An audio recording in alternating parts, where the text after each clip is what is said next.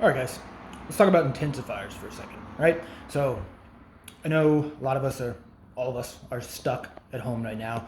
Very few of us have access to a real gym with good equipment. I'm definitely not an exception. I've got a shitty bench that I bought and a couple barbells, weights, some bands, and stuff like that. You know, it's definitely better than nothing, but certainly not going super heavy.